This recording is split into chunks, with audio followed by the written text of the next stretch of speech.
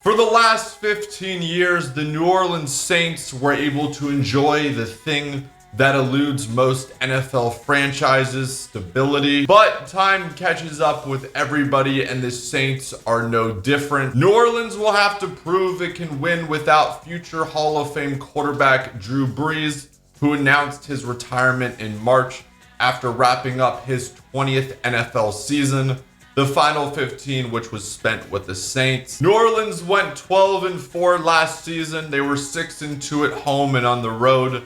They went 6-0 within the division. They looked so good against Tampa in the regular season. Then the playoffs happened, and we just won't discuss that. Offensively, they ranked 12th, putting up 376.4 yards per game.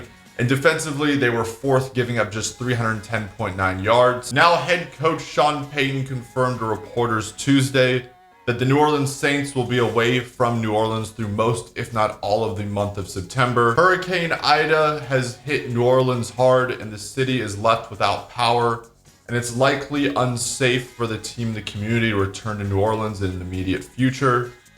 The Saints' Week 1 matchup versus the Green Bay Packers will be played in Jacksonville at the Jaguars Stadium. Obviously, this is a hell of a lot bigger than football, so prayers up to everyone affected by the hurricane. It unfortunately doesn't stop there for the Saints. Wide receiver Michael Thomas will miss the first 5 games of the season as he was placed on the PUP list. The Saints just can't seem to catch a break. When the 2021 NFL Draft rolled around, they selected Peyton Turner, a defensive end out of Houston, with the 28th overall pick.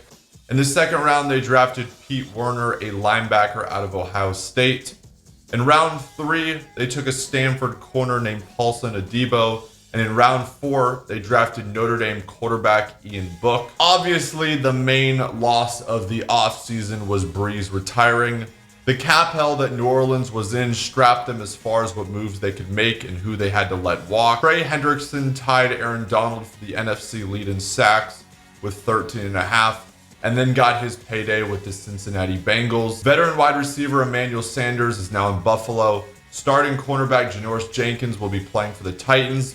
Plus, Jared Cook went to the Chargers. And due to their cap restrictions, the Saints only managed to bring in a few veterans as depth pieces. Wide receiver Chris Hogan, cornerback Brian Poole, and running back Devonta Freeman were added to the team. Now their strength of schedule ranks 22nd. Some notable games: Week 1 versus the Packers in Jacksonville, like we mentioned. Week 7 at Seattle. Week 10 versus the Titans. Week 12 versus Buffalo, and Week 13 versus Dallas. When we look at key players, the question was who would start at quarterback come Week 1 for New Orleans. It honestly might be the most important question the Saints have had to answer since they signed Brees back in 2006. Well, on Tuesday, Sean Payton confirmed Jameis Winston is their starter.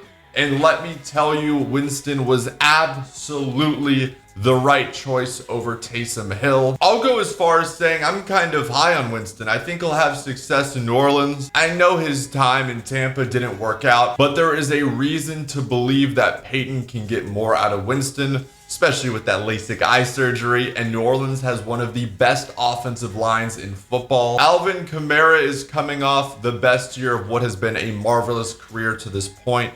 The 28-year-old, who has been a Pro Bowler each of his first 4 seasons, is inching closer to his first 1,000-yard rushing season, while still maintaining his versatility as a pass catcher. There may not be a better dual-threat offensive player in football, well, maybe besides division rival Christian McCaffrey. The Saints need a return to form from their star wide receiver Michael Thomas when he returns from the PUP list.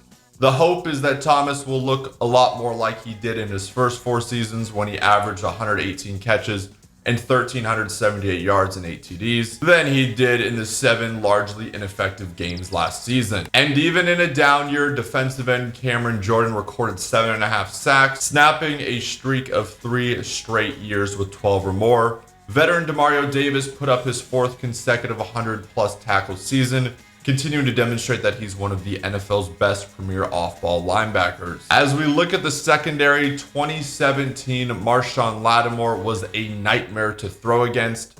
He finished the season with a 51.2 passer rating against, only giving up 583 yards when in coverage and not allowing a single touchdown. This year, more than ever, the Saints need Lattimore to step up. Marshawn will be a free agent at the end of the season on a New Orleans Saints team that is already projected $24 million over the cap. If Lattimore struggles again, he could be one of the pieces that the Saints sacrifice in order to make up for the risks taken during the end of the Drew Brees era. And finally, for my projections, I don't know. I keep going back and forth. It would not surprise me to see the Saints at or near the top of the NFC, nor to be surprising to see them miss the playoffs entirely. Moving on from future Hall of Fame quarterback Drew Brees won't be easy, especially with Michael Thomas recovering from ankle surgery, but Alvin Kamara should keep the offense afloat behind a stacked offensive line. But then again, saying that, the roster-wide depth they've relied upon so heavily these last 2 seasons took a big hit. And who the hell is going to play opposite of Marshawn Lattimore? 9-8 is my final answer. Maybe they can slide into a wild card spot, or maybe they'll miss the playoffs entirely. Anyway, guys, let me know in the comments down below what you guys think. Please make sure you guys do drop a like. Make sure you guys do drop a subscription if you are enjoying these previews. And until next time, I'll talk to you guys soon. Peace.